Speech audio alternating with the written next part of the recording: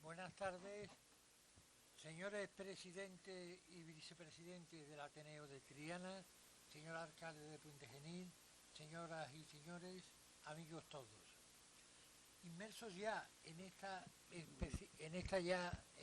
especialmente esperanzadora Cuaresma de 2022, nos reunimos para mostrar ante Sevilla la Mananta de Puente Genil, que no es solo una Semana Santa de las más importantes de nuestra tierra, sino que es también compendio y modelo de muchas celebraciones de religiosidad popular de Andalucía.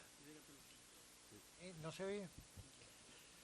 Nuestra Semana Santa andaluza es tan auténtica justamente porque históricamente surge del pueblo y porque en la actualidad continúa sustentada en la gente de nuestra tierra.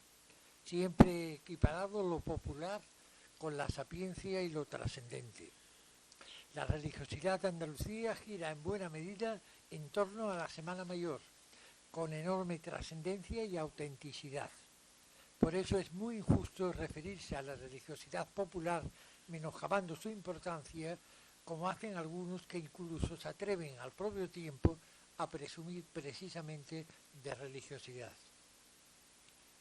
Dispongámonos, pues, a conocer un poco más la Semana Santa Pontana, con su agrupación de cofradías, sus 23 hermandades en la calle, sus corporaciones bíblicas, sus saetas cuarteleras y su reconocimiento como acontecimiento anual de interés turístico internacional, nada menos que desde 1978. Semana Santa, por otra parte, exquisitamente cuidada, como resulta lógico, por el Ayuntamiento de Puente Genil. Permítanme que concluya esta breve presentación del acto poniendo de relieve una coincidencia significativa entre la religiosidad popular de Sevilla y la de Puente Genil. La más antigua de las hermandades de Sevilla, conocida como la Hermandad del Silencio, es justamente la madre y maestra de todas las demás cofradías sevillanas. Pues bien, sus titulares son justamente Jesús Nazareno y María Santísima de la Concepción, purísima bajo palio en la madrugada sevillana. Esas advocaciones son precisamente las del patrón y la patrona de la ciudad de Puente Genil, Jesús Nazareno y la Purísima Concepción. Feliz coincidencia. Y es que estamos siempre más cerca los unos de los otros de lo que a veces pensamos, pero muy especialmente estamos mucho más cerca aún en tiempo de Cuaresma, ya a las puertas mismas de la Semana Mayor de Andalucía. Con la mesa redonda de esta tarde os aseguro que disfrutaremos todos, pontanos y sevillanos. Feliz Cuaresma y ya desde ahora que todos tengamos una magnífica Semana Santa. Gracias.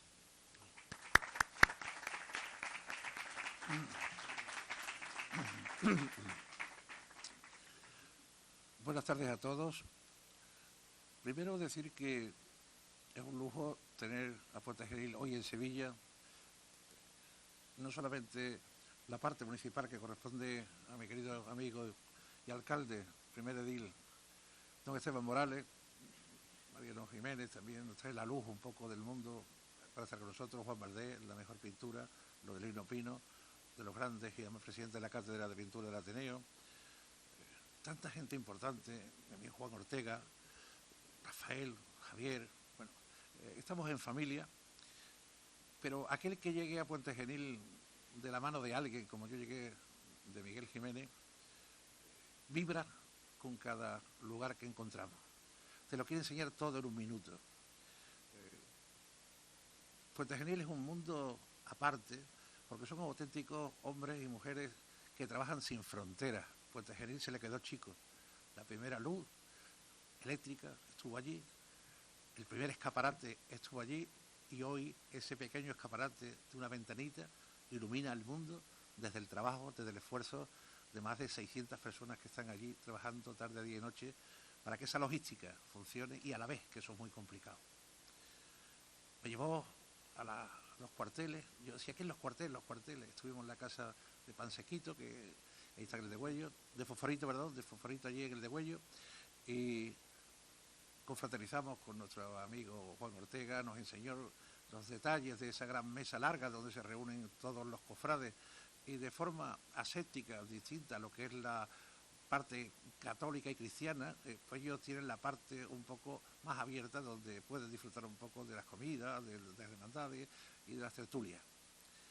Después me llevó por esa cuestecita de Jesús, ese camino alto, largo, que nos lleva hasta el mismo pórtico donde está el Señor Nazareno, donde está ese pórtico, la misericordia por un lado, las angustias por otro y todo, deseando estar ante Él, ¿no? Que lo mira, realmente ve a Dios. Es increíble la mirada que tiene ese Nazareno. Después seguíamos hablando, oye, y háblame del Imperio Romano, gracias a los representantes del Imperio Romano en alto estante que están aquí con nosotros por acercarse a la ciudad de Sevilla, que somos amantes de la ciudad de Puente Genil, y el único problema que tenemos es que es la misma vez, si no estaríamos todos Sevilla en Puente Genil, que lo sepáis también, ¿eh? Es decir, que coincidimos ya está en el pregón, o sea que yo iba a ir al de Rafael, y Rafael también es antesala de gloria de lo que va a ser esto.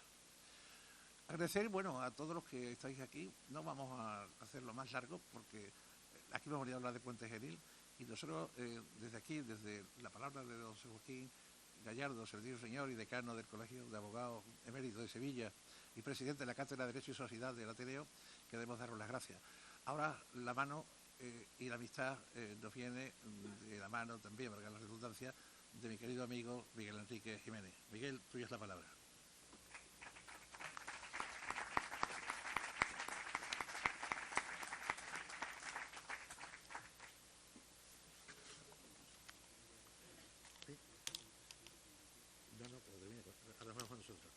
Ahora vamos nosotros. Sí. Ahora vamos nosotros. Vamos a nosotros.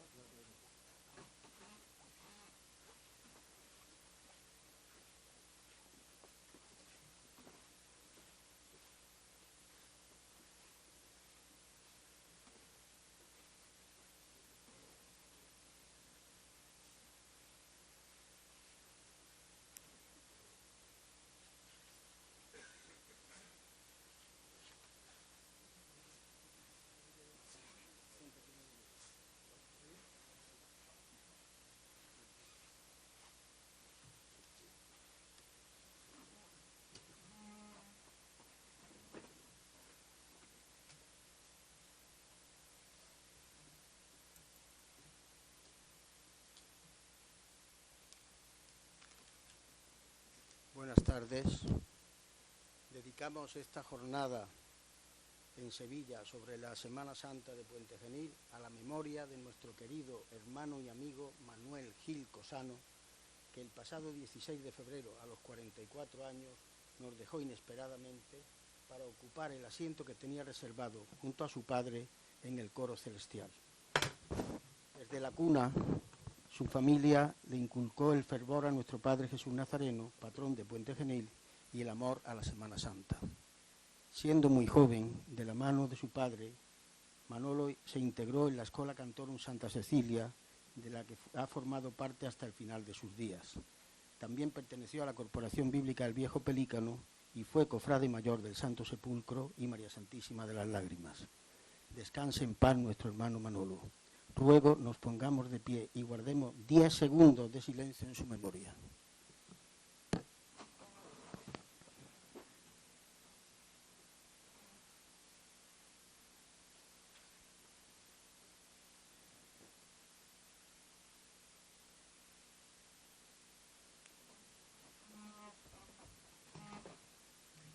Señoras y señores, queridos amigos y hermanos todos.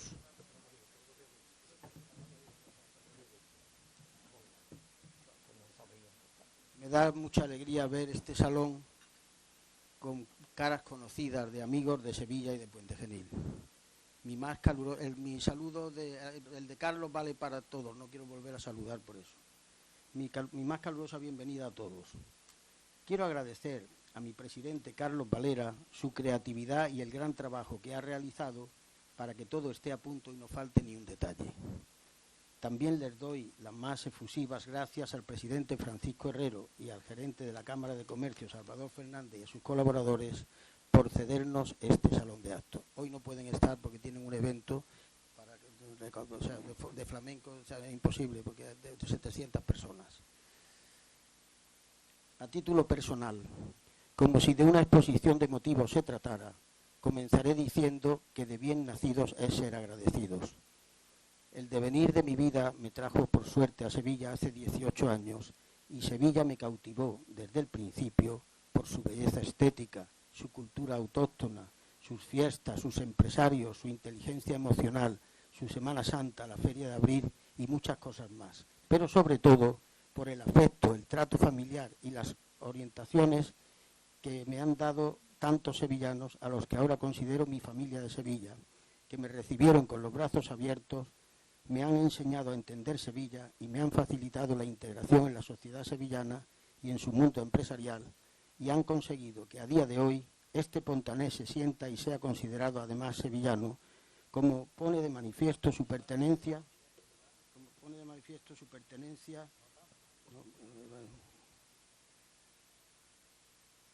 a la Esperanza de Triana como hermano y como caballero comendador de la Orden de San Clemente y San Fernando. Os confieso en privado que Puente Genil y Sevilla, junto con Galicia, mi viejo amor de tantos años, me tienen robado el corazón y son los lugares de mis sueños que conforman mi manera de ser.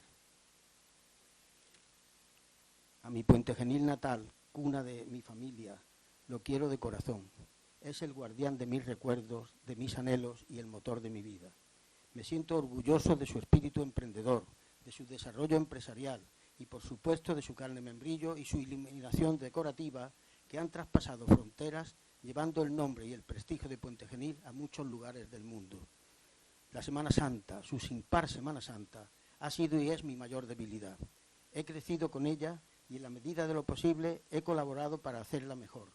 Por eso hoy, con mi mayor ilusión y humildad, cargada de sentimientos, la he traído a Sevilla de la mano de los tres grandes mananteros que nos acompañan en la mesa, para saldar con este paquete de fe, tradición y sentimientos mi deuda de gratitud con Sevilla.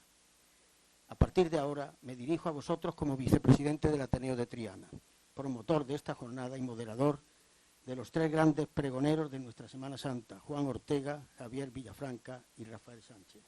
Juan Ortega, Javier Villafranca y Rafael Sánchez. Que van a ir desglosando una a una las teselas que conforman el mosaico multicolor indisoluble, único y monumental que más se asimila a la Semana Santa de Puente Genil. Antes de pasarle la palabra a Juan Ortega, voy a terminar con una mención al patrón, nuestro Padre Jesús Nazareno, un sueño vivido, un recuerdo especial y una aclaración. Nuestro Padre Jesús Nazareno concentra el fervor de los pontanos. Su mirada impregna la fe cristiana hasta los que no creen. Al mirarlo a los ojos, quien no sabe rezar con la boca, reza con el alma. Mi sueño viene acompañado por la música autóctona de compositores locales, una de las teselas más importantes del mosaico anterior, los que escriben las partituras de pasodobles y marchas con las que desfila el Imperio Romano, que nos llenan de emoción y nos unen al pasado.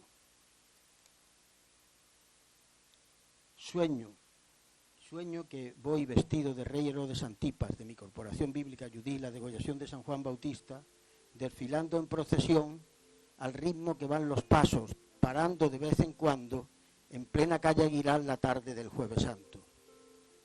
Tapado bajo el rostrillo, cuando vistes de figura, apenas te queda espacio entre el rostrillo y tu cara, pero como solo estás contigo, escuchando los ruidos del gentío, continúas meditando y hablas con tus ancestros y los traes a tu lado, y un ruido muy lejano, cada vez más acusado, notas que se está acercando, que ya vienen los romanos, están gritando a tu lado. Gracias, están gritando a tu lado. Tú te estás emocionando y le dices al de arriba, gracias Dios mío por tenerme aquí otro año. Van pasando a tu lado, desfilando al compás del pasodoble del año, el mismo que horas después, al alba del Viernes Santo, nos llevará de la mano a nuestro Monte Calvario, donde el Imperio Romano, con todo el pueblo a su lado, saluda con la diana al que nos conoce tanto, al amo de todas las cargas, el terrible Nazareno, nuestro Padre justo y santo, al que desde la cuna nuestros padres, nuestros abuelos nos enseñaron a amarlo, y desde entonces tantas veces a lo largo de la vida le hemos pedido que nos saque del atasco. Un recuerdo cariñoso y especial para mi tata Matilde Jiménez García, mi madrina, que con plena lucidez ha cumplido el pasado día 14 de diciembre 101 años. Tata, te voy a recordar con unos versos la salida del convento del Señor de la Humildad, el que trajo de Sevilla Sor Gregoria Francisca de Santa Teresa en 1706 y procesiona los miércoles santos. Para ti, tata Matilde, con todo mi cariño. Plazoleta del convento, forjadora de mis sueños, rincón de Semana Santa donde cada año siento mis más fervientes anhelos, al tiempo que mi añoranza de idealizados recuerdos, vividos con entusiasmo en el comedor añejo de la casa de mis tíos con su pilita de mármol, donde los miércoles santos podíamos contemplar al Señor de la Humildad.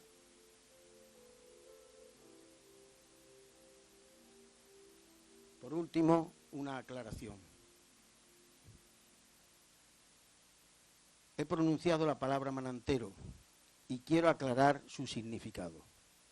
Tenemos la suerte de contar entre nosotros con José Manuel Reina López, autor del poema, un poema pedagógico de su magnífico pregón de 1980, que explica bien qué es lo que hay que hacer para ser buen manantero. José Manuel, te rogamos y te invitamos a que vengas o que lo digas desde ese sitio, donde tú quieras, el poema, por favor.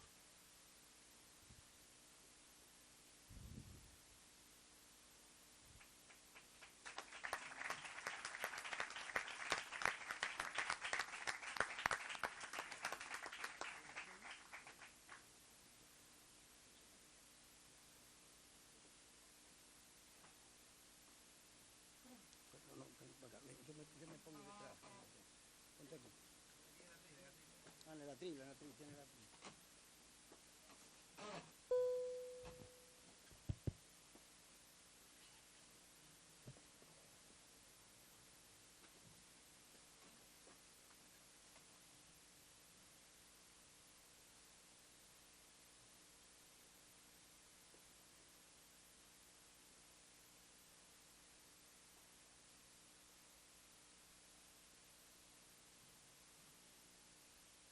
Después de todos los saludos,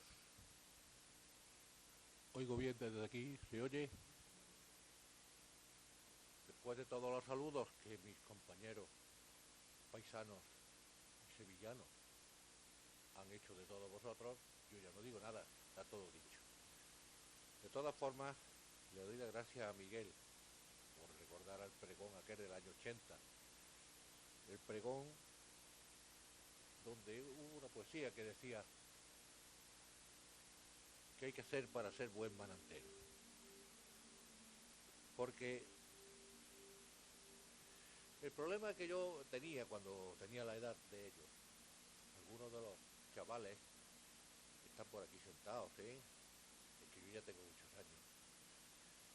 Entonces, el problema era que había que decirle a los chavales para que fuesen buenos mananteros. Porque manantero es cualquiera, pero ser buen manantero no es fácil. Entonces, primero la poesía lo que hace es, de alguna forma, decir lo que no hay que hacer para ser buen manantero, es decir, lo que está mal hecho. Y luego otra parte, que es lo que está bien hecho, lo que hay que hacer.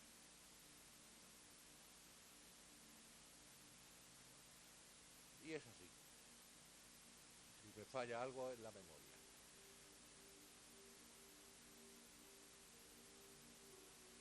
Un chaval de 8 o 10 años entra en el escenario y se dirige a mí preguntándome qué había que hacer para ser buen manantero. Y yo le respondí,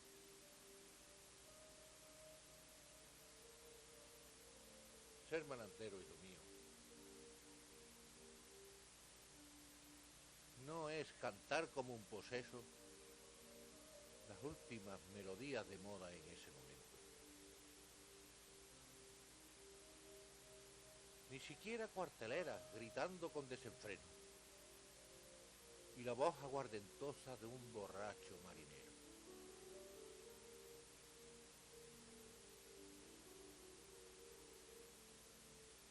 Ser manantero, hijo mío,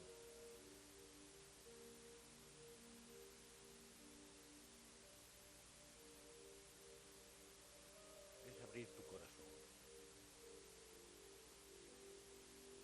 Ser manantero, hijo mío,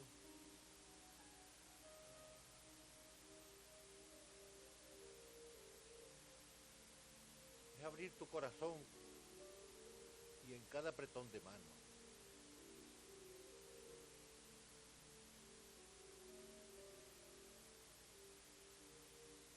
No era fácil decirle lo que había que ser, no ser para ser buen manantero. Yo le decía, ser manantero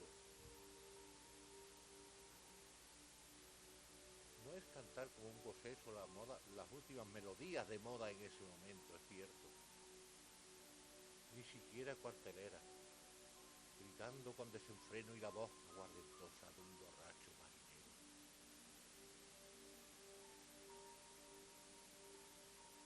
Ser manantero, hijo mío, es amar a todo el mundo, a tu hermano el forastero, pero al mismo tiempo, cuando tú te diriges a los que componen esa hermandad, esa cofradía, esos paisanos tuyos que están en Puente Genil, tienes que demostrarles lo que tú eres, hacérselo ver.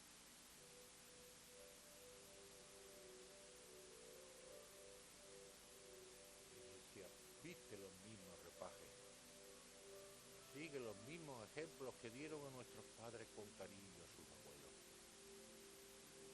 Y claro, qué fácil es decirlo, qué difícil es hacerlo.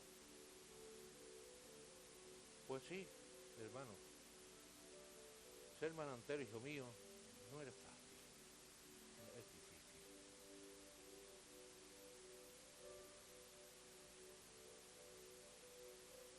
Cuando se vistas de figura y vayas de nazareno, no mires hacia los balcones con gesto carnavalero.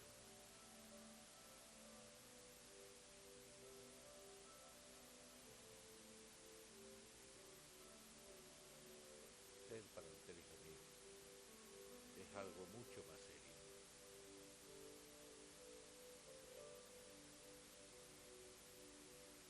Yo recuerdo, siendo un chaval de 14 o 15 años, cómo íbamos por la calle con un tambor, mal templado poniendo cara de encierro, cómo íbamos por la calle haciéndole ver al mundo que nosotros éramos únicos. Mis hermanos, amigos de mi padre, me vinieron, me llamaron la atención. Y yo tuve que aceptarlo porque llevaban razón. Pues bien, yo ya le dije, ser manantero, hijo mío, es algo mucho más serio. Es tener un corazón que no te quepa en el pecho. Es amar a todo el mundo, a tu hermano, al forastero. Es ayudar al humilde. Es servir a cada hermano.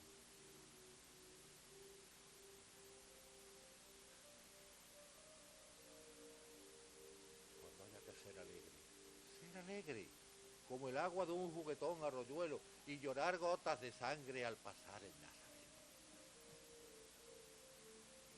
Si la Virgen es la rosa, tú debes ser jardinero que le quite las espinas, y de la cruz del Jesús, la cruz del Señor debe ser el carpintero, que rebaje sus aristas y convierta ese madero en un confortable lecho, por amor, por Manantero.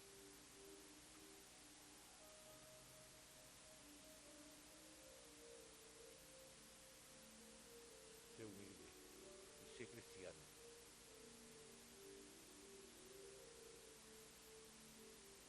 Cuando haya que ser alegre, ser alegre. Lo he dicho antes, y llorar gotas de sangre cuando pase el Nazareno.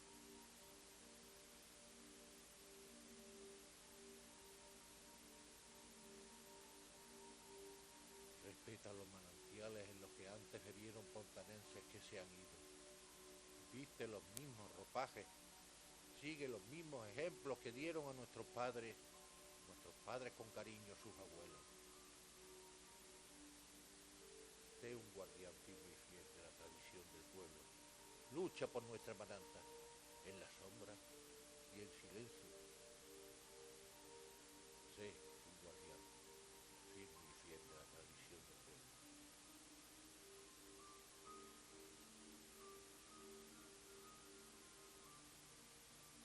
Y cuando el terrible,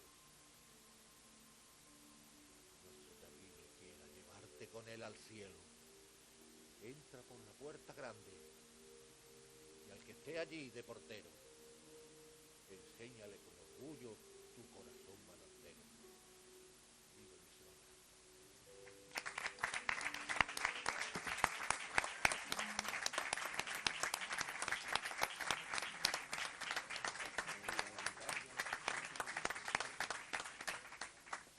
Bueno, pues seguimos, ya vamos a empezar la mesa y le voy a dar primero la palabra a Juan Ortega, pero voy a decir las reglas del juego. Son que cada uno va a hablar del orden de 15 minutos aproximadamente, o 20, pero luego se quedará, en la mesa le puede hacer preguntas al que está hablando y al final se hará un coloquio si alguien quiere hacer alguna pregunta.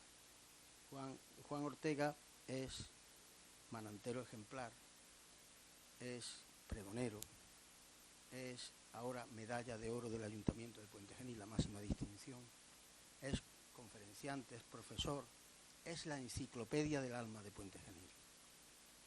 Así que, Juan, tienes la palabra. Con permiso. Bueno, buenas tardes. Yo no hago introducción ninguna. Lo único que es agradecer la presencia de tantos pontanenses y de tanta gente buena de Sevilla, porque yo lo primero que me confieso, sin desertar absolutamente de nada, es como un admirador pleno y absoluto de la Semana Santa de Sevilla, a la que reconozco como madre y maestra. No es por agradar, que aquí no cabe, que estamos de gitano aquí a gitano y en plan compadre. Mira, una cosa que se ha dicho es la relación Puente Genil-Sevilla, Sevilla-Puente Genil. En Córdoba se dice que 3 pueblos capitales, es decir, importantes dentro de la provincia, curiosamente no son esencialmente cordobesas, sino que han mirado a otro lado. Lucena se ha dicho que ha mirado a Málaga, Priego a Granada e indiscutiblemente Puente Genil a Sevilla. Y esto es un factor geográfico evidente y por otra parte creo que pesa en la historia de Puente Genil y que sigue realmente viva. Hay más contactos, lo ha dicho Miguel muy bien, me lo ha quitado casi.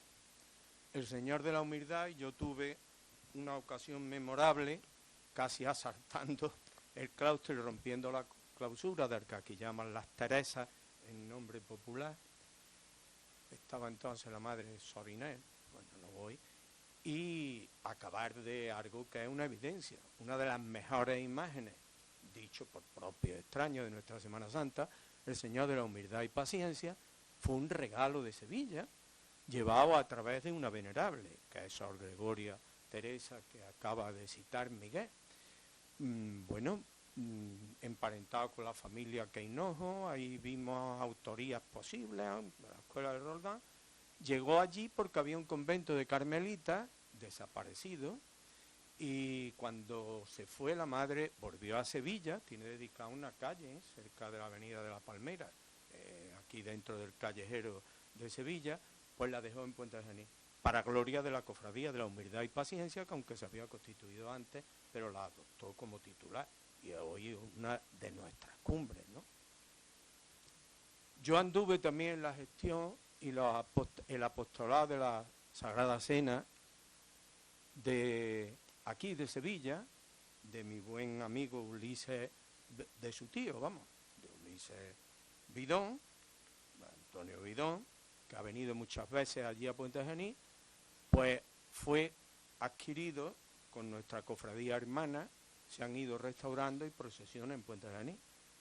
La imagen del Cristo y también después la de la Virgen del Amor son obras de mi íntimo amigo y de las personas que más he querido aquí en Sevilla, Antonio Dubé de Luque, y cada lunes santo pues la tenemos allí. Es otro vínculo. Pero, bueno, esos son vínculos sentimentales. Ya sé que todos sabemos más o menos dónde está Puente Genil, pero a mí me permiten que le diga que hay una última cosa. Es que Puente Genil eran dos pueblos. Era primero el Pontón de Don Gonzalo, ya en el 17 aparece como la Puente de Don Gonzalo, concretamente cuando Torres de Villarroel, que es el que escribió esta biografía de Sor Teresa, pues ya le llama la Puente de Don Gonzalo, porque puente y la puente ya sabéis que han sido de género ambiguo siempre. Es que, señores, hasta 1834 el Pontón de Don Gonzalo, la Puente de Don Gonzalo y Miragenil eran municipios distintos. Uno perteneciente a la provincia de Córdoba, procedente del Marquesado de Priego, y otro, Miragenil, al Marquesado de Estepa y provincia de Sevilla. Hablo de 1834, la famosa ley polémica de ayuntamiento en la regencia de doña María Cristina, de la que llamamos siempre de Nápoles para los historiadores, pues cuando se determinó la unión con el nombre de Puente Genil. Pero quiero además que sepáis que eclesiásticamente, y aquí los que estamos lo rondamos, hasta 1958, está aquí mi amigo Torrico, que era del barrio de Miragenil, estábamos nosotros en el instituto, en aquel primero de bachillerato, y, sonaron las campanas, ¿qué pasa? Pues que Miragenil se incorporaba a la diócesis de Córdoba. De manera que, curiosamente, en el puente había lo que se llamaban pecados de confesión, es decir, que pasaba gente de Puente Genil, de Pontón, de la Puente, a Miragenil y viceversa, porque entonces muchos de los veniales... Mi padre nació en Miragenil, que era provincia de Córdoba y diócesis de Sevilla. Claro. Nació en el año 1923. O sea que, fijarse bien, es que Herrera está a 4 kilómetros, ¿eh? Verás tú que no estamos hablando, y esa influencia viene. Es más, recuerdo como anécdota que cuando allí se bebía Montilla y Moriles, en la zona de la Puente, para beber los vinos de Jerez, que entonces se bebían más, pasábamos a Miragenil. Bueno, entonces ya está ahí situado. Yo se me ocurrió una vez decir, y creo que nos enorgullece a todos, que Puente Genil es de alguna manera el primer pueblo de Córdoba y el último de Sevilla. O le dan a ustedes la vuelta y del revés, porque es una realidad. Y tanto es así que al barrio de Miragenil le llamamos allí nuestra pequeña Triana, porque es exactamente. De manera que fíjense ustedes. Bueno, dicho eso, a mí no podría... bueno, ¿por qué Puente Genil, que era la Puente, era a finales de 1270, ya cuando se paraliza la conquista de Granada, pero cómo emerge como un municipio importante y qué es lo que ocurre? Precisamente, sobre todo, a partir de 1834 y en el último cuarto del siglo XIX. Pues por una serie de razones de las que no podemos, desde luego, escatimar el mérito al ferrocarril con estación de Primera, hoy sigue con estación del AVE, y fue en 1861. Pero es que en 1889 fue el primer pueblo de España, en tener luz eléctrica. Allí llegó el ingeniero Lemonnier, que había estado con Eiffel, y a través de don Ricardo Moreno Ortega, que como tantos después pontanense, había nacido en Alcalá la Real, pero que allí se casa, allí tiene, y consigue las primeras bujías en 1889. Consecuencia de todo esto es un desarrollo industrial totalmente atípico en la zona. Es decir, que hasta, si me apuran ustedes, políticamente tuvo una diferencia marcada. Mientras que allí se crean agrupaciones socialistas, en el resto dominaban los anarquistas. ¿Y por qué? Pues porque era muy fuerte el trabajo industrial, que sumado a máquinas de vapor, el depósito de máquinas de la Renfe y tal, pues crea un desarrollo que fagocita, absorbe a los pueblos de la comarca, sobre todo sevillanos, curiosamente, que desembarcan allí, de manera que Casares, Chepatolato, Herrera, todo eso, y también, por supuesto, de la provincia de Córdoba. Hasta tal punto que de ser un pueblo insignificante, alrededor todavía de 1960 era el primero de la provincia, hoy es Lucena, pero en aquel momento tenía Puente Genil más habitantes que Lucena. ¿Y a qué se debe? ¿Solo a esas cosas? No, a una burguesía en el sentido real de la palabra, progresista y avanzada, que mientras los demás se refugiaban todavía en el agro y no apostaban por la industria, allí con esos medios, pues obviamente apostaban por la industria. Se dice mucho la del membrillo, pero la de aceite, que está en el escudo de Puente Genil, por cierto, Optime Ole y Emporium, puesto a su pie, ganó todas las exposiciones. En 1935 se le concedió de los mejores aceites del mercado, ¿no? Y eso arrastró una serie de cosas que llevó a una pujanza que en torno a los años 50 pues fue espectacular. Llamaron la Pequeña Cataluña. Don Manuel Machado, íntimo amigo del poeta Manuel Reina, que iba allí a Puente Genil, escribe la primera vez que va deslumbrado. Dice, oye, esto es un pueblo. Le dedicó su poema en Capricho, Blanco y Celeste, de 1905, ¿no? Bueno, ¿y tiene esto que ver? Sí, porque el otro factor que falta es la Semana Santa. Yo dije en mi pregón que Puente Genil era una Semana Santa con un pueblo alrededor. Es decir, que es más sustantivo casi el hecho de la Semana Santa para todos los pontanenses que la propia dimensionalidad que ha ido tomando el municipio, que ha ido trepando, por decirlo de alguna manera, desde el río, que las riadas nos han hecho polvo, la última del 63 fue responsable de la decadencia que se inició en esa época, hacia arriba, y claro, pues hoy es donde está asentada toda la población, pero su casco histórico lo sigue testimoniando. ¿Y por qué la Semana Santa? Bueno, pues porque Puente Genil, y lo que voy a decir, creo que todo el mundo lo va a interpretar, no es que inventara, porque en esto de la Semana Santa, pues verdaderamente hay quien cree, y obviamente, que aunque sea una Santa Cruz de palo y mar llevar, pero desde luego para su fe y su fervor es la mejor del mundo.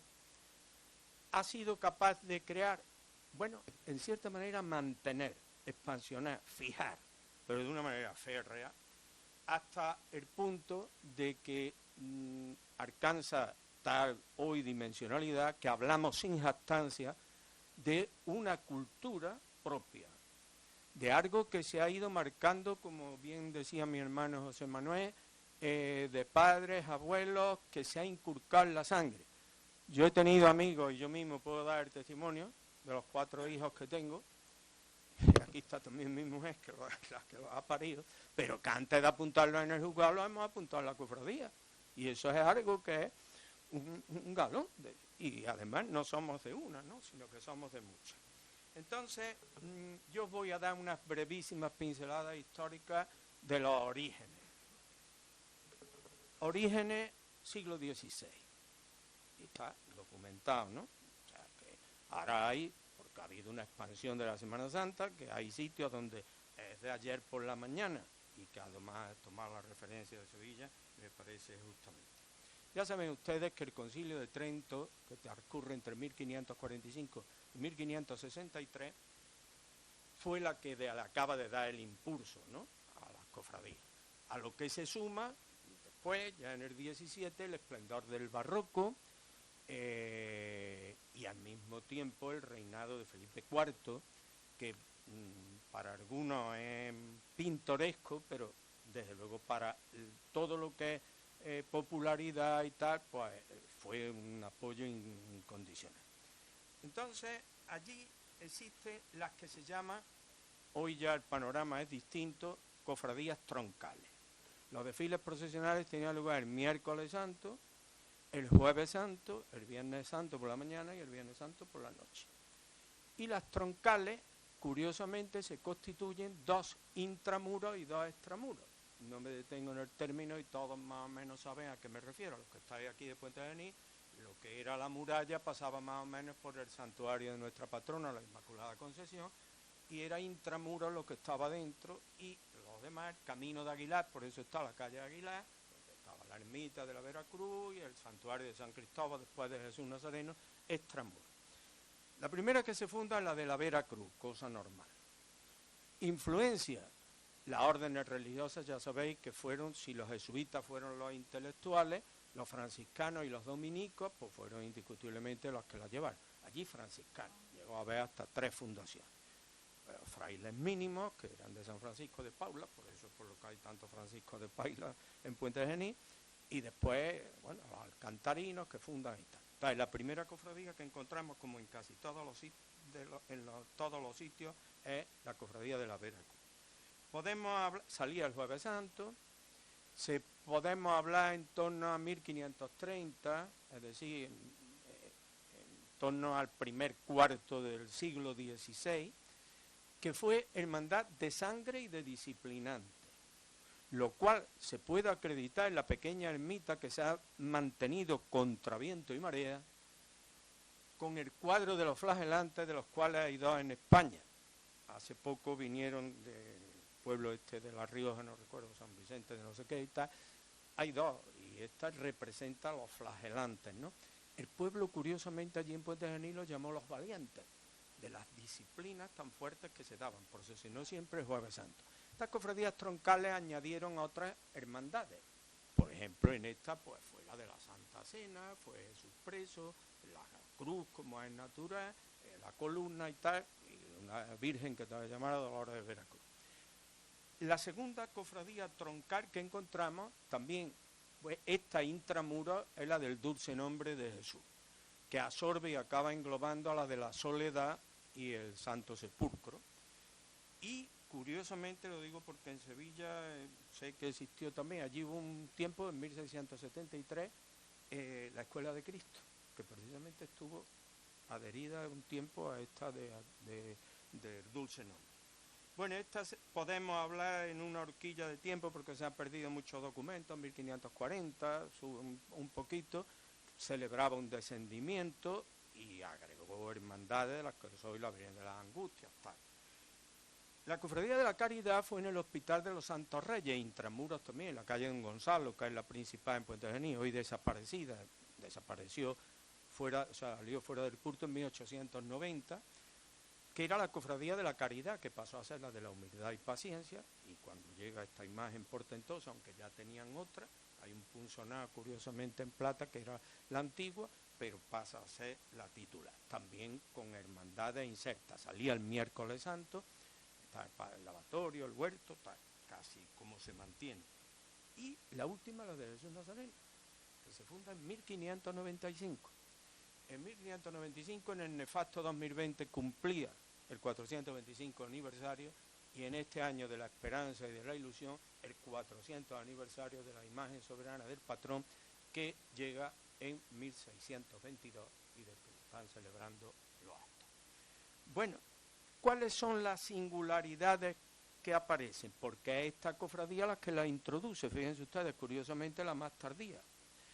La Cofradía de Jesús Nazareno decide incorporar figuras bíblicas.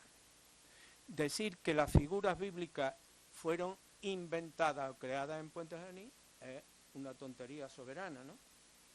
¿Por qué? Pues porque estuvieron en muchísimos lugares, no solo de Andalucía, sino del resto de España. Aquí todavía hay algunas reminiscencias, se me viene la cofradía de Montserrat, ¿no?, la Verónica y tal, y algunos otros grabados, cosas que he podido ver. Pero, ¿por qué son las figuras las corporaciones, los cuarteles, la parte que más ha llegado porque se inventara, no señor, porque se supieron mantener y se han mantenido a capa y espada y contra viento y marea, y las dos cosas las he dicho lo mismo porque son frases muy populares en Puente Genil, de las prohibiciones, porque fíjense ustedes, las primeras datadas ya las figuras, no hablo de las corporaciones, encontramos en 1661 en las cuentas de Jesús, que sí se mantiene, 1661 evangelistas, 1662 apóstoles, las sibilas, no sé qué tal, y descripciones que son claras. Después pega un salto, y vais a entender por qué, hasta 1874 se produce, ¿qué es lo que se produce? Por la llegada de los ilustrados, que muchas veces se ha tildado a los políticos de ser responsables de que quitaran la Semana Santa, pero con un poquito de estudio en la mano se puede determinar que muchas veces fueron decisiones de los clérigos más, en fin, ya sabéis lo que quiero decir así, que tuvieron siempre una especie de reserva hacia la cofradía y sobre todo a ciertos elementos de las cofradías. Por resumir brevemente, les diré que ya en una época temprana, en 1744, es decir, todavía sin ser mediados del siglo XVIII, un obispo de la diócesis de Córdoba, Miguel Vicente Cebrián, redacta una prohibición taxativa de que se utilicen trajes y tal, es decir, va por la figura. Y de camino, pues saca, tienen que ser a determinada hora de la noche, que los refrescos, convites que se daban, que se suprimieran. Bueno, pues los vicarios se acomodan, porque el pueblo se les subleva, no solo en Puente Genil, sino en otros sitios. Pero aquí aparece lo que yo llamo el Puente Genil desobediente, que mientras que en los demás sitios sucumbieron y la eliminaron por cumplir el decreto que llegó en algunos momentos al propio Consejo de Castilla, es decir, que era el que tenía ya un poder ejecutivo y la autoridad civil. Pero Puente Genil se aferra. Cuando llega el todavía mucho más radical, que fue Pedro Antonio de Trevilla, que como buen aragonés tenía la cabeza cerrada, según se solía decir, el decreto es más tremendo, porque aquí está mi amigo Rafa, que después os dirá que uno de los elementos es de la música autóctona, y no solo ya prohíbe las figuras, que las da por supuesto, sino que canto, música, saetas, aunque estuviera en su germen, que eso me daría para estar mucho tiempo hablando, lo prohíbe todo. La propia Córdoba capital sucumbe, hasta tal punto que ordena que se haga una sola procesión el Viernes Santo, con las imágenes más significadas y que se persiga de una manera. Hace poco también apareció en Marchena, con la que tenemos nosotros bastante concomitancia, un decreto en el que aparece los decretales esos, que lo que se llamaban saetas, gente del pueblo, tratada además con un desdén horroroso. Pero Puente Genil se resiste ahí. Lo dio en 1820. Estamos ya en el trienio liberal, que llamamos la gente de historia, ¿no? ¿Y qué pasa? Pues que se cierra en sus 13 y la mantiene. Claro, esto debió de tener pugnas tremendas, y en una encontramos al vicario Palma, concretamente alguno, que le dice: Excelencia, no puedo, aquí dicen que es la costumbre, que siempre se ha hecho igual, la tradición. Seguimos para adelante. ¿Y qué pasa? Pues miren ustedes, cuando empieza a andar, no tengo que decir tampoco que la sociedad era plenamente eclesiástica, eclesial y además muy sometida. El poder civil, que hoy diríamos, prácticamente no existía. Mi modestísima conocimientos como historiador, de la que he ejercido como profesor, creo que la sociedad civil empieza en España en 1874. O sea, el intento del sexenio revolucionario, que resultó catastrófico, desde 1868 la gloriosa hasta el golpe de Pavía y la restitución, la restauración de Alfonso XII, es cuando empieza. Y empieza porque se traza aunque la primera constitución es la de Cádiz, pero la primera constitución real, con un bipartidismo que se plantea, la plantearon Cánovas y Sagasta en 1876. Y entonces el poder civil el que empieza por primera vez a tomar carta de naturaleza. Y dirán ustedes, ¿este se sale por la tangente de la historia? No, es que si no, no se entiende. Porque durante todo ese tiempo las figuras siguieron dependiendo a las cofradías. Es más, encontramos documentos en el que no se alude todavía. Se dice, es más, los historiadores, que allí hubo una sociedad muy erudita, amigos de la historia, arqueólogos y tal, le llaman comparsa en un momento, no aceptan todavía la entidad, pero a partir de este momento sí. Entonces se determina que sea el ayuntamiento el que autorice las figuras.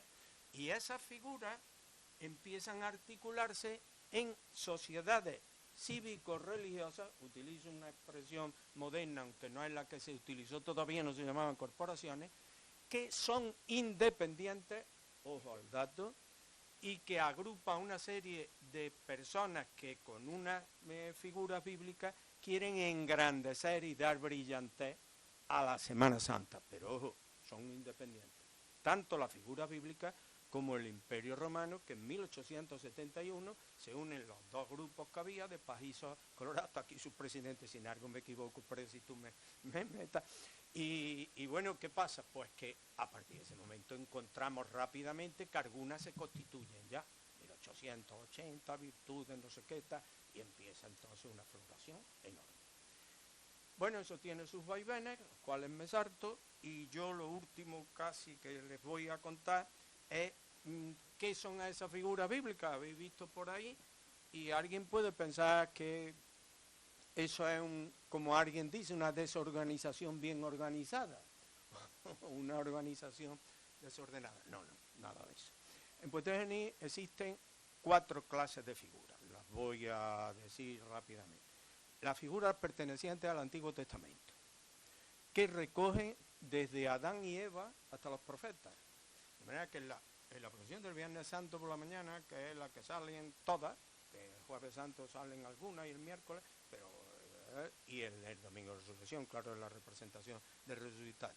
Aquí encontramos a todas, o casi todas, porque modernamente se ha buscado mucho de ese personaje secundario, de manera que hasta los que somos allí y nacimos un Viernes Santo y por consiguiente ya abocados a la Semana Santa, pues muchas veces ya no los conocemos porque son las que más han proliferado. Las segundas son evangélicas, pero no pasionistas. Por ejemplo, se me ocurre la samaritana, con alegorías incluso que aparecen como las parábolas de misericordia, aparecen los milagros de Jesús y tal, que están representados. Después están las eminentemente pasionistas, que son, digo esto porque en otros sitios aparecen figuras pasionistas, pero fíjense ustedes lo que aquí hay. Mira que Barrabás, Pilato, el Cirineo, la Verónica, bueno, pues están dentro del contexto. Allí las pasionistas pues forman ese otro grupo.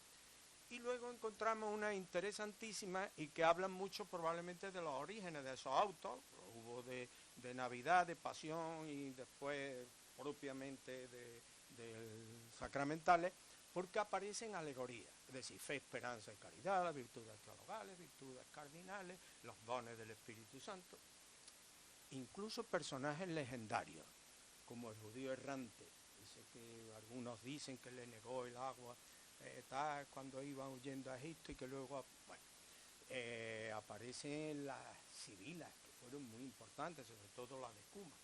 Bueno, pues todo esto es lo que ensambla una Biblia andante que no tendría entidad si fuera gente que saliera cada uno de sus casitas y se juntara o en el templo se pusiera sus rostrillos, que por cierto no son caretas, nos molesta muchísimo a la gente de Puente Genil, son rostrillos, igual que son todas las indumentarias y todo lo demás, y se reúnen en la corporación.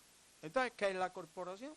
Pues esos entes independientes que se agruparon con una figura que tiene un lugar que es el cuartel, que el cuartel no hay soldados, ni garitas a la puerta, ni una disciplina, sino todo lo contrario.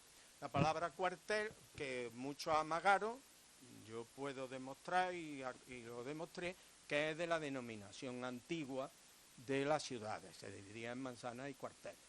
pero aquí tiene un significado. Las cofradías tuvieron que someterse a los decretales y a todo lo que mandó la Iglesia. ¿Dónde se reunían? ¿En el Cabildo? Entonces, ¿qué pasa? Pues que estas asociaciones, ¿dónde se reunían? En el cuartel. Todavía hay cofradías, y yo las he conocido, que siguen haciendo en cumplimiento de sus reglas dentro de la Iglesia, ¿no? Las corporaciones tienen estatutos y el cuartel es su sede, que no es solo para vestirse, sino que ha creado un espacio auténtico y de verdad de ensueño que yo les invito a todos, porque en los cuarteles, los que hemos tenido la suerte de estar allí, hemos vivido los mejores momentos de la vida.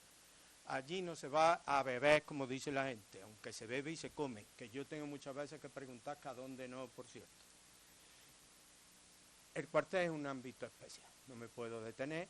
Entonces, hay una cuaresma previa, que acabo de dar ya las notas, que tiene su calendario, que es la vieja cuaresmera, que tampoco se inventó en Puente Genil, curiosamente lo llevaron empresarios catalanes que fueron en cierta manera responsables de ese apogeo a principios, finales del 19 y comienzos del 20 de Puente Genil. Y son las 7 patas, que son las 7 subidas, que curiosamente tienen los nombres de los antiguos evangelios, menos la primera, que es subida al Calvario. Tentaciones, que fue la que tuvimos, el domingo de quincuagésima, que se llamaba en el tiempo antiguo, que corresponde al tiempo de carnaval. Tentaciones, que es la que hemos pasado, esta que tenemos, transfiguración. Hasta ahí los evangelios coinciden. Después han cambiado a diablo mudo, pan y peces, pasión y ramos, que es cuando se quita la última. Esos son los cuarteles y esa es la vida. No son gente que salga arbitrariamente, yo soy San Pedro y este es el Longino, que por cierto aparece en el cartel de este año. De manera que, amigos, esto es muy largo. Yo he visto a mucha gente que ha llegado creyendo entendernos. Recuerdo a José Luis Uribarri, que en 1972 se televisó en directo, claro, y el hombre creyó que lo había aquello. Pero es muy difícil. Son 23 cofradías, 33 pasos y casi un centenar entre corporaciones. Y luego el Imperio Romano, que como muy bien dijo el poeta Agustín Rodríguez, es el cuartel de los cuarteles, el cuartel de la pura esencia, que son allá 150, unas escuadras polígonas. Esa ya es cuando nos arde la sangre, ¿eh? Cuando suena el tambor, como el otro día, es Jueves Lardero, que es el anterior, que es cuando se le ponen las patitas a la Virgen y empiezan a funcionar. Y suena el tambor y el reloj de la bengala, es porque estamos cercanos a la cuaresma. El primer miserere del miércoles. Y el primer miserere y todo lo demás. De manera que, amigos, aquí os dejo y ya no digo más nada. Hay otras que son las saetas cuarteleras, que ahora hablará Rafa, que es otra forma, aunque son saetas viejas, pero que allí han evolucionado. Y estas corporaciones, además, cada cual ha tomado sus personajes y las que no eran antiguas, pasionistas, que hay unas que son coreadas, después lo dirá Rafa, y otras, los hermanos Hierro ya en los 20 la hicieron dialogar, que es la que ahora se utiliza, pero no era. Y está emparentada con las de Marchena, con las pocas que quedan. El domingo estoy yo en Cabra, que tenemos un encuentro de saetas viejas, a Castro del Río, a Marchena y tal, y las hemos tenido en muchos sitios. Pues otra cosa que no se inventó, ni tiene nada que ver con el gregoriano, son saetas viejas, que eran las auténticas saetas, ya sabéis que después el flamenco las devoró.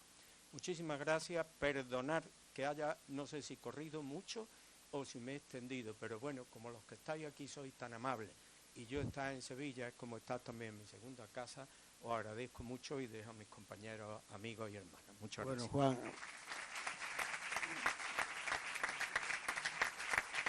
sin lugar a dudas, has dado un repaso de la origen y el conocimiento de lo que es hasta el cuartel. Ahora le voy a pasar la palabra a Javier Villafranca. Bueno, no sé si queréis hacerle alguna pregunta. Sí, yo si queréis, yo es por el no, tiempo. El público no. Los que estamos acostumbrados a ir contra el reloj siempre, ¿no? ¿Vosotros queréis preguntarle algo a Juan? ¿Vosotros dos? No. Bueno, te paso a Javier Villafranca. Javier Villafranca es un empresario. Otra vez, perdón, es que... es que... Sí. Bueno, el material es bueno, ¿eh? Porque no se ha roto nada, o sea que Bueno. es duralé, ¿no? Sí, un poco, sí, por favor. Bueno, Javier Villafranca es un empresario que investiga las historias de Puente Genil, que dirige la revista El Pontón que ama todo lo que tiene tradición y sentimiento y fe, que está en la Purísima Concepción, que está en todos sitios, es vicepresidente de la agrupación de cofradías y corporaciones bíblicas. También tenemos aquí al presidente sentado, Jesús Gálvez. En fin, Javier, no me voy a extender. Tú vas a hablar de la poesía y los orígenes de los poetas de Puente Genil, sí, de Semana Santa. Sí, efectivamente. Gracias, Miguel. Buenas tardes. Sí, ¿no? Se oye. Bueno, antes que nada, por supuesto, daros... es un gusto llegar aquí y encontrar tantísimos rostros conocidos, tantos buenos amigos, pues de verdad que llegar a un sitio maravilloso como es Sevilla y encontrar tantos rostros de tanta gente querida, pues la verdad es que es un lujo. Muchísimas gracias por vuestra asistencia y muchísimas gracias, por supuesto, al Ateneo de Triana y muy especialmente a Miguel, hombre, por tantísimos desvelos y tantísima generosidad como ha demostrado organizando la jornada de esta tarde.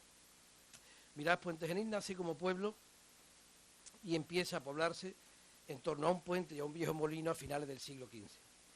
Hablamos, por lo tanto, de una historia, de una villa con una historia realmente corta, pero que curiosamente, a lo largo de esa corta historia, ha mantenido siempre un contacto muy estrecho con una de las principales urbes del mundo y de todos los tiempos, como es Sevilla. Aquí nos encontramos en 1634 al pontanés Juan de Guzmán, que vino a instalarse aquí a su regreso de Roma de una etapa formativa con Enrique de las Marinas, un pintor gaditano de quien realmente no sabemos su nombre. Sabemos que se llamaba Enrique de las Marinas porque era la temática principal de sus pinturas, y fue aquí donde se acogió a sagrado en el convento del Carmen Calzado, huyendo de la justicia de los hombres a resulta de una revuelta de aquellas tan frecuentes del año 1646. Gracias a ello, pasaría después a la historia como el magnífico pintor Fray Juan del Santísimo Sacramento. Y por aquellas mismas fechas encontramos también en Sevilla a Francisco Gil de Melgar, canónigo doctoral de la Santa Iglesia Catedral de Sevilla y juez instructor, además, curiosamente, del proceso de canonización, uno de los primeros jueces de aquel procedimiento de canonización del rey Fernando III el Santo. Por supuesto, fue fundador también en Puente Genil del convento franciscano de la provincia de San Diego, y en su testamento, en 1640, dejó instituido como sus herederos a los niños expósitos de Sevilla. Y fue también de Sevilla, como ha dicho Juan, del convento de las Teresas, desde donde en 1706 partió hacia Puente Genil la portentosa imagen del Señor de la Humildad, obra anónima del primer tercio del siglo XVII, que desde entonces titula en la Puente de Don Gonzalo a la antigua Cofradía de la Caridad. Y una de las mejores místicas sevillanas, que como también Juan ha referido, mantiene aún una calle, creo que en el entorno de Reina Mercedes, y tiene el título de venerable para la Iglesia Sor Gregoria Francisca de Santa Teresa, fue trasladada a Puente Genil como maestra de novicias del convento carmelita de la entonces calle Gradilla, hoy de la calle de Monier. Y podríamos continuar estableciendo mil coincidencias entre Sevilla y Puente Genil, y si pretendiésemos llegar hasta el día de hoy, pues prácticamente no acabaríamos. Por eso hoy yo me voy a centrar únicamente en uno de esos puntos de coincidencia que Puente Genil tiene con Sevilla, y me refiero al gusto por la literatura, a la pasión por la poesía. Y es que Puente Genil mantiene una relación estrecha, familiar y cotidiana con la poesía. Los niños leen poesía naturalmente, nos cuentan las crónicas que en las primeras décadas del siglo XX los niños aprendían a leer leyendo poesía. Los adultos recitan y componen con pasmosa facilidad. Una pasión por la poesía que va más allá de lo puramente formal, estableciéndose en el reino de las emociones, toda vez que es en torno a la Cuaresma y a la Semana Santa, donde el mundo de los versos espontáneos tiene establecido su castillo y su morada. Todos sabéis que en Puente Genil vivimos el tiempo de Cuaresma y de pasión nucleados en torno a los cuarteles de Semana Santa. Obviamente la explosión manantera a partir del Viernes de Dolores se produce alrededor y con las cofradías y hermandades, pero lo cierto es que lo vivencial, allí donde se ubican, en palabras del amigo y académico del profesor don Santiago Reina López, las mesas de operaciones a corazón abierto, es en el interior de nuestros cuarteles. Es allí donde se para el mundo del manantero. Es entre cuatro paredes y cientos de abrazos donde el creyente, el hombre de Semana Santa, de fe y tradiciones, encuentra pleno sentido y realiza de manera casi natural los mandatos del Evangelio. Días y horas celebrando comida en las que lo material pasa a un segundo plano y es lo espiritual, la emoción, lo que pasa a alimentar el alma del manantero. Es en ese ambiente, en ese escenario, con esas coplas, con esos mismos colores y sentires, donde la poesía se convierte en una lengua propia, en un medio de expresión definitorio como lo es también la música.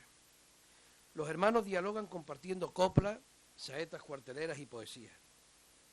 Y es algo absolutamente natural la composición de versos para ser compartido en una mesa que se detiene una y otra vez constantemente para que cualquier hermano comparta esos versos. Unos versos, y esta es otra característica propia de Puente Genil, que no nacen para ser escritos ni publicados, sino únicamente para ser leídos y oídos en la intimidad de un cuartel de Semana Santa y exclusivamente por el puñado de hermanos que componen la mesa. Pero si en todos los sitios del mundo cristiano hay Semana Santa, ¿por qué solo en Puente Genil forma parte inseparable, parte consubstancial de ella? Desde mi punto de vista, y esto es una opinión absolutamente personal, tenemos que remontarnos al siglo XIX. A pesar de que la gran revolución económica y social de Puente Genil es del último tercio, o como ha dicho Juan, efectivamente del último cuarto del siglo XIX, lo cierto es que en la década de los años 20, de aquel 1800, Puente Genil ya contaba con un teatro. Lo normal, y todos lo sabéis en aquellos tiempos, era contar para las representaciones con espacios semiabiertos o semicerrados, ¿no? con plazas, incluso con teatros desmontables. Pero Puente Genil, en 1825, ya contaba con un teatro de obra, gracias al hermano pequeño del conde de Uz, de Agustín Álvarez de Sotomayor Domínguez, que instaló uno en su casa, en el número 11 de la calle Ancha, y ahí tenemos a Agustín. Y todos sabemos que cuando es verdad que ese teatro además cumplía una doble función, o sea, no solamente era un punto de cultura, sino que además era también un lugar, dicho entre comillas, donde los liberales conspiraban entonces contra el absolutismo posiblemente del peor, no, seguro del peor rey, del rey felón que haya tenido España, como era Fernando VII. Bueno, pues si hay un teatro estable, si hay un sitio donde se desarrollan las representaciones, sabemos que con ello llegan las lecturas y llega la poesía, la poesía y la música popular, y llega la música culta, hay cultura. Pues en ese ambiente de pueblo rural, del sur de Córdoba, pero con cierta cultura, nace en 1856 un niño al que ponen de nombre Manuel y que pasará a la historia con el nombre de Manuel Reina Montilla. Puede parecer exagerado afirmar la influencia de Manuel Reina en la literatura universal. En la literatura universal. Pero os aseguro que no lo es. Poetas como Manuel Machado y Francisco Villaespesa llamaban maestro a Manuel Reina. Machado visitaba a Reina en su casa Palacio de Campo Real, en el Pujío, en el Lagar del Amparo, dejándonos en su libro Caprichos un poema titulado Puente Genil. En su libro Alma dedicó a Reina el poema Castilla de la siguiente forma: a Manuel Reina, el gran poeta, enviándole un ejemplar con una dedicatoria manuscrita en la que se leía lo siguiente: a Manuel Reina, el poeta maestro, devotamente.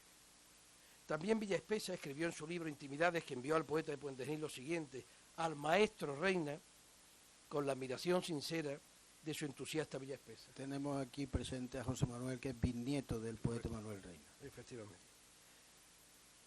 Pero ¿saben ustedes quién más se consideraba a sí mismo discípulo de Reina?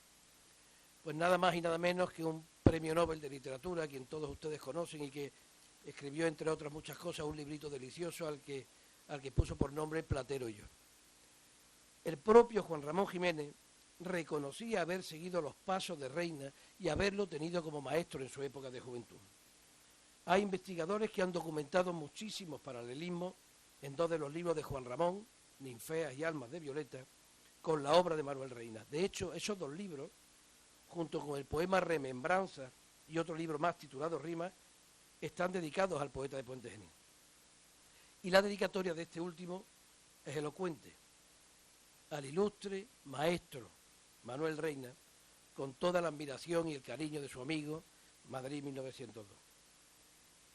Nicaragua. Nicaragua regaló también al mundo un poeta delicioso de nombre Rubén Darío, el poeta modernista por excelencia. Pues Rubén Darío, con solo 17 años, dedicó ya a Manuel Reina una composición, una poesía con más de 200 versos, es decir, no era una poesía para salir del paso, en la que ensalzaba la búsqueda del ideal de la belleza, la riqueza del lenguaje del poeta de Puente Genil. Si todos esos escritores de primera fila, Machado, Juan Ramón, Villaespesa, Rubén Darío y muchísimos otros, se formaron y crecieron como poetas siguiendo la estela de Reina, podemos afirmar que sin la influencia del poeta de Puente Genil, muchos o algunos de ellos no hubieran sido a la literatura lo que luego terminaron siendo. Pero para Puente Genil la influencia de Reina, la importancia de Reina es mucho mayor. Invirtió en cultura. En Madrid fundó en alrededor de 1882, en los primeros años del 1880, una revista literaria, la más hermosa revista literaria que jamás se ha publicado en España, la que puso por título La Diana, y en la que participaban los principales literatos de la época: Cánovas del Castillo, Echegaray, Ortega Munilla, Núñez de Arce, Clarín, Pérez Galdós y Zorrilla, y también los poetas de Puente Genil. Pero no por una cuestión de condescendencia o de amistad con aquellos poetas, sino porque muchos de ellos formaban parte ya del Olimpo, de las letras, de la poesía, de aquella España del siglo XIX. Mantenía acuerdos con los principales libreros de Europa, de tal forma que cuando salían primeras ediciones de autores, de poetas italianos, alemanes, franceses, él los recibía en Puente Genil mucho antes incluso que en muchas de las capitales, de las grandes capitales españolas. Manuel Reina esos libros los leía, los saboreaba, se deleitaba en ellos, y a continuación siempre los prestaba a todos aquellos poetas que estaban alrededor suya, quienes los leían, creando a su alrededor una cohorte de literatos en Puente Genil, a quienes luego hemos llamado con el tiempo, hemos puesto el nombre de los bardos del Genil. Incluimos entre esos bardos del Genil a Leopoldo Parejo Reina, era el mayor de todos ellos, nació en 1838, su madre de Estepa, se afincó en Puente Genil procedente de Écija, otra vez Sevilla, en 1861.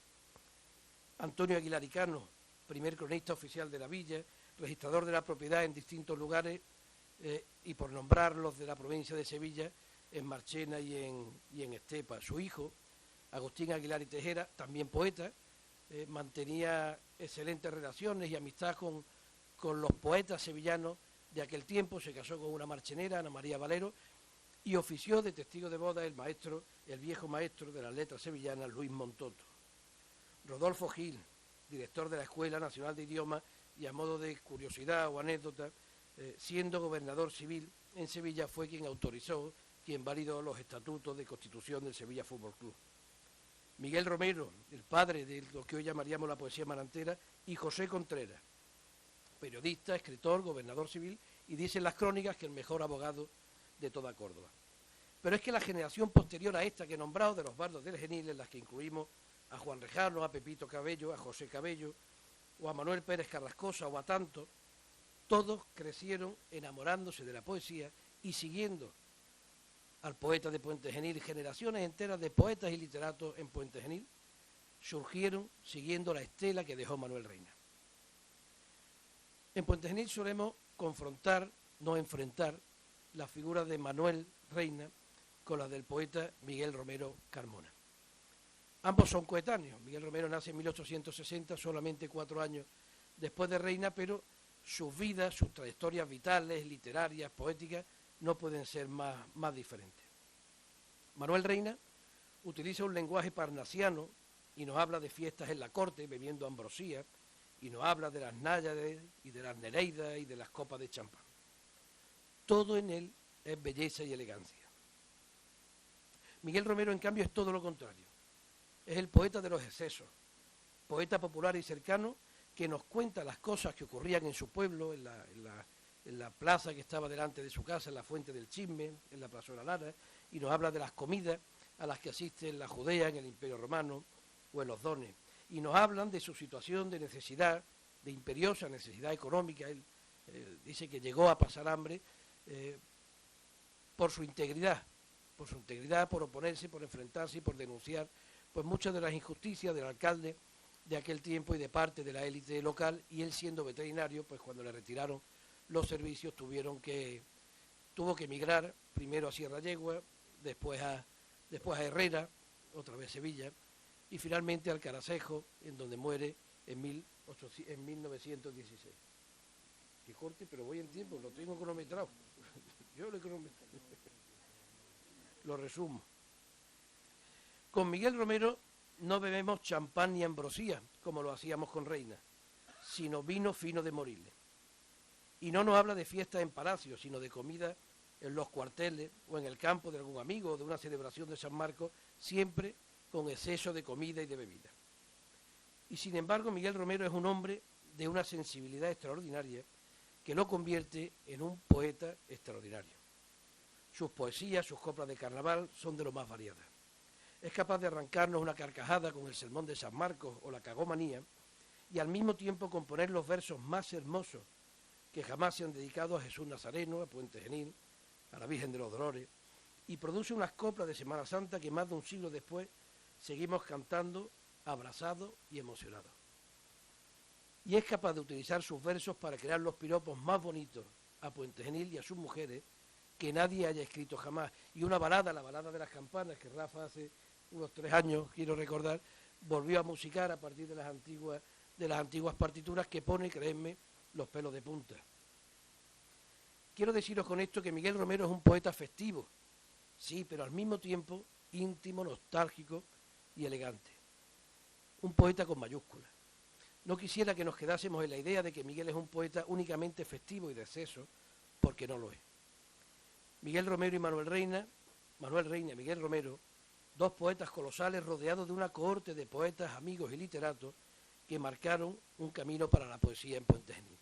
A mí me hubiera gustado, pero la verdad que el tiempo no lo permite, pues compartir unos versos de Manuel Reina, de Miguel Romero, únicamente para ver la diferencia de estilos, o al menos los versos de Miguel Romero, los del proscrito, y además contar, bueno, pues algunos guiños y algunas historias de la intrahistoria de esos versos, pero ya habéis visto que Miguel ya me ha llamado la atención y además me comprometí con él a un cuarto de hora y me gusta ser formal, sobre todo cuando tengo a Miguel al lado. Muchísimas gracias. Como has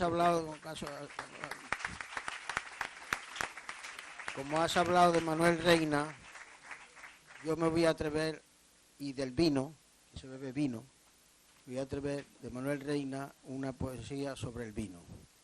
Oh, vino delicioso, néctar santo, bálsamo puro al paladar preciso, que mezclando la risa con el llanto, conviertes este valle en paraíso. Y ya sin más, le doy la palabra que además, perdona, esos versos, creo que José Manuel los insertó también en su pregón de 1980, ¿no? Bueno, vamos a ver. Ahora nos toca Rafa Sánchez. Si me pongo a presentarlo, se acaba, pero lo voy a presentar. Rafa es tenor lírico, es profesor de música y canto, director de la Escuela Municipal de Música y Canto, es el director de la Escola Cantorum Santa Cecilia y de la Coral Polifónica Miguel Gán, es manantero ejemplar, se me ha olvidado decir que bueno, lo dije al principio, que es pregonero también, Javier, manantero ejemplar, y también ahora, junto con Juan, van a recibir la medalla de oro de la Villa de Puente Genil, con todos los merecimientos. Así que Rafa es el alma de la música, es el pedagogo que hace que esos niños que no estén por la calle, que estén intentando aprender a tocar la guitarra o algo, haciendo algo productivo, algo cultural. Así que Rafa tiene la palabra, que viene acompañado del decano, él es el director de la Escola Cantorum, y el decano, que es Fernando Matas, y Miguel Velasco, que nos va a tocar también es de la escuela. Y Juan Ortega, que está allí, hijo, que yo creo que a lo mejor Rafa te reclama, no lo sé. Rafa tiene la palabra. Muchas gracias.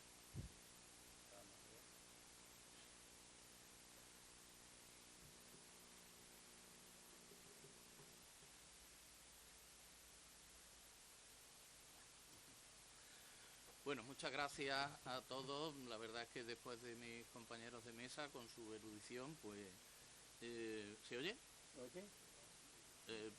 Bueno, en cualquier caso, yo solamente quiero haceros un resumen de lo que significa la música en Puente Genil, la música en la Cuaresma y en la Semana Santa, entroncada con la personalidad también propia que tuvo la música del carnaval de finales del siglo XIX y primer tercio del siglo XX, que está muy ligada precisamente al mundo del cuartel, porque las corporaciones de Semana Santa son los verdaderos artífices de la vida social de nuestro pueblo en todas las manifestaciones, tanto religiosas como lúdicas. Esos grupos de personas que son los que de alguna manera han dinamizado toda la vida cultural de nuestro pueblo. Bueno, quiero agradecer a Miguel la invitación para participar en esta mesa y a todos vosotros pues vuestra presencia. Veo muchas caras de Puente Genil, ya me extrañaba a mí, digo, vamos a hablar de cosas de Puente Genil y va a haber mucha gente de Puente Genil, ¿no? Todo esto estaba más dirigido a nuestros hermanos de Sevilla, pero qué duda cabe que todos los que nos encontramos aquí somos amantes de nuestras tradiciones, de nuestra Semana Santa, y no nos importa de vez en cuando pues volver a escuchar estas mismas cosas que nos llenan a todos de verdad de pasión y orgullo.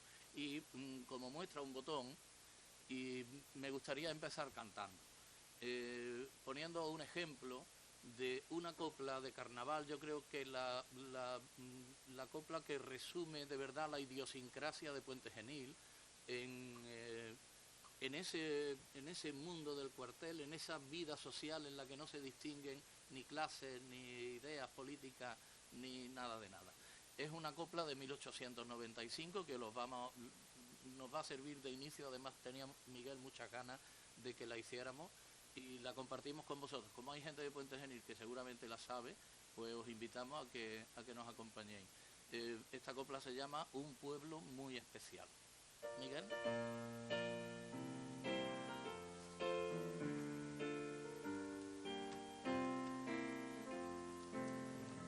Un pueblo muy especial es que de Puente Genil, que en llegando la Cuaresma santos se suelen sentir.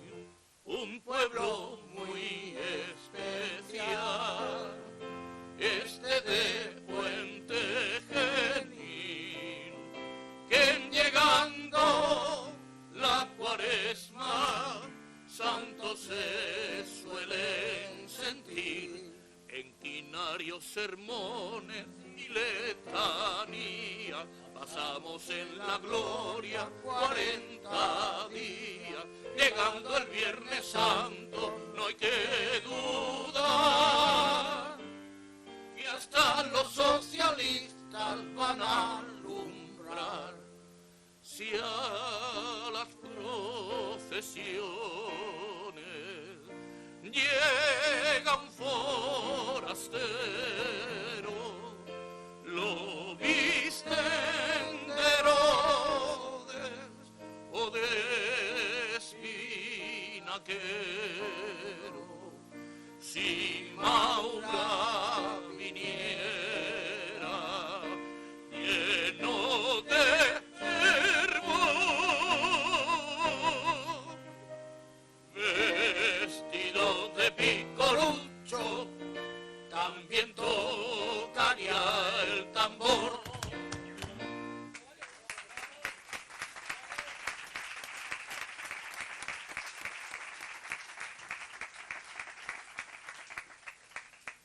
Decía, como muestra un botón, como veis, esa letra tiene una genialidad, un ingenio de verdad que resume pues esa personalidad que tiene nuestro pueblo. Un pueblo alegre, un pueblo religioso y que siempre ha entroncado esa fiesta tan lúdica como es el carnaval con la fiesta religiosa de la Cuaresma y de la Semana Santa.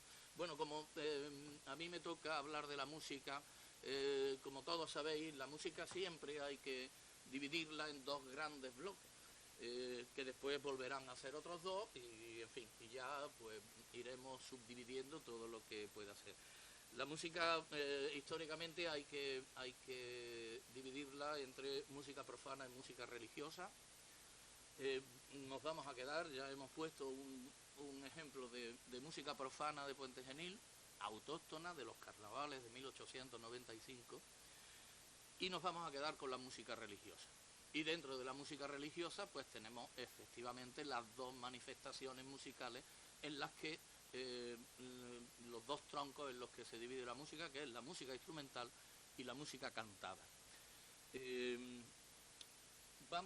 Os he preparado una pequeña presentación para que vayáis más o menos siguiendo un guión de lo que vamos contando.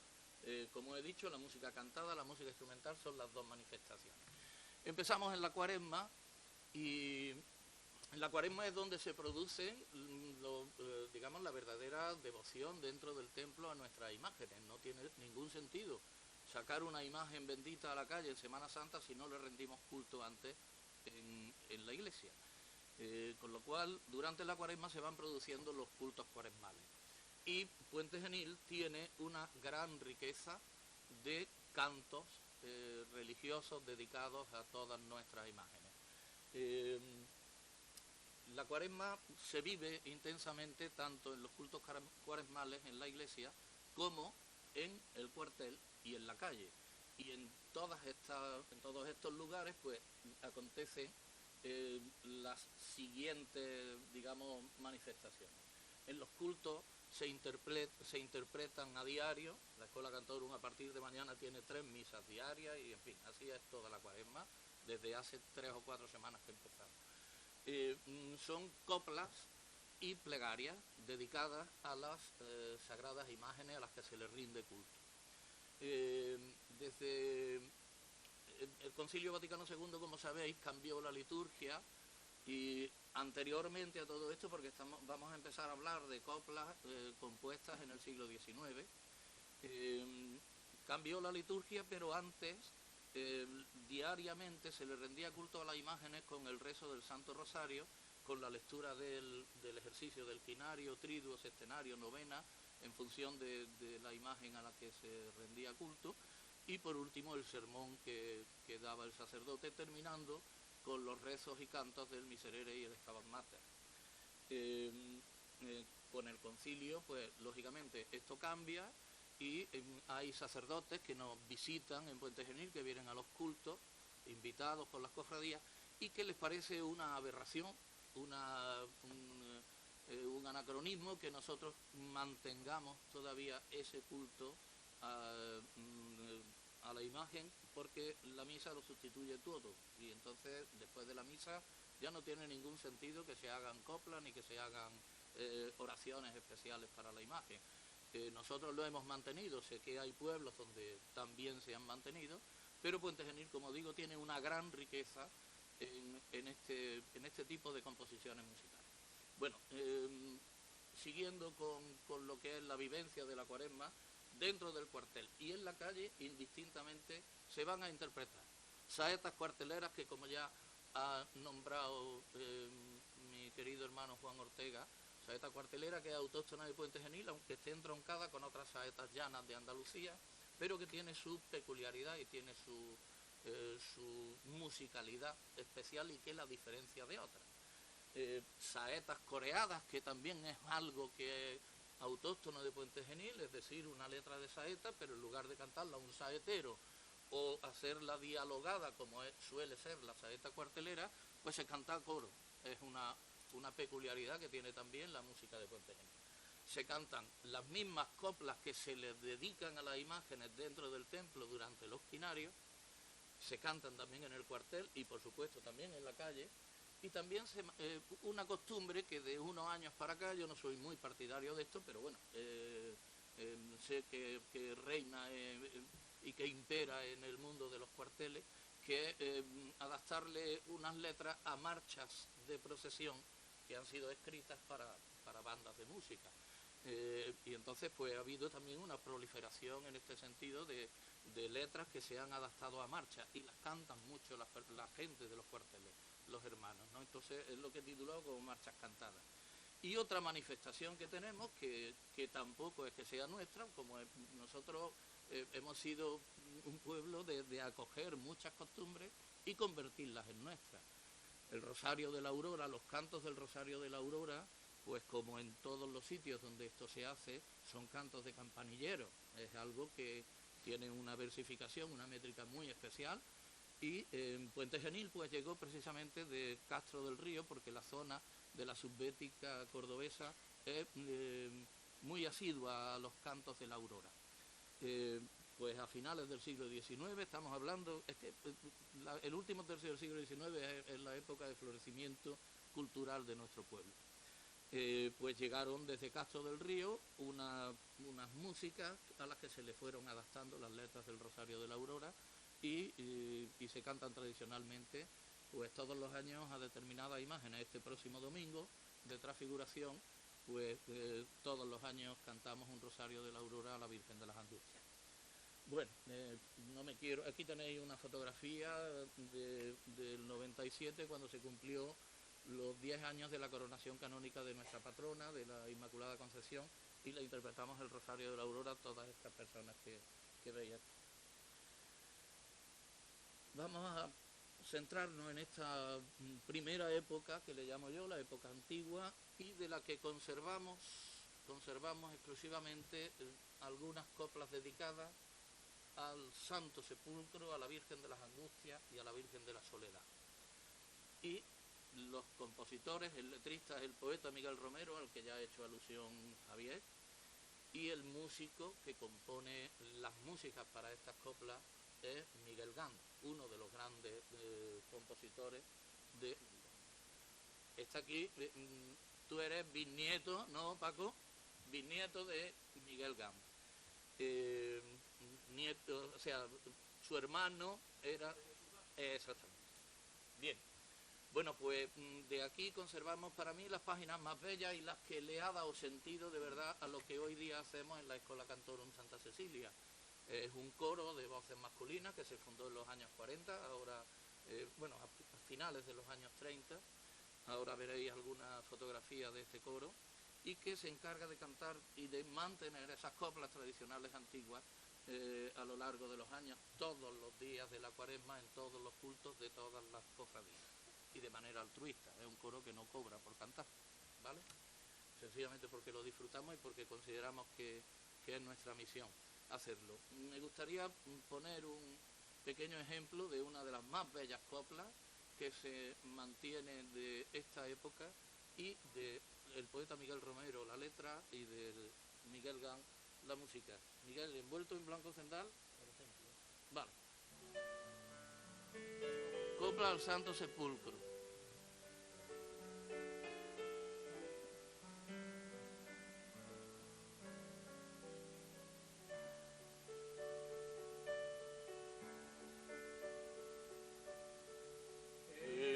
Envuelto en blanco cendal, su santo cuerpo reposa, y por su muerte gloriosa es el duelo universal. Y por su muerte gloriosa es el duelo universal.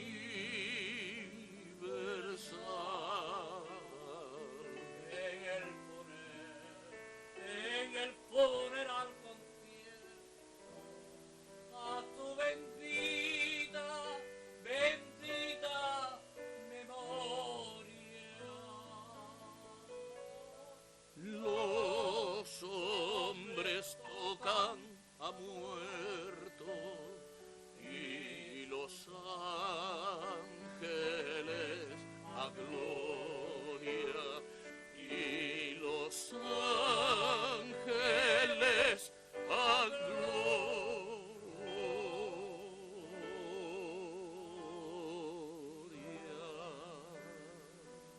A esto le sigue un coro, Viernes Santo, triste día, muy popular.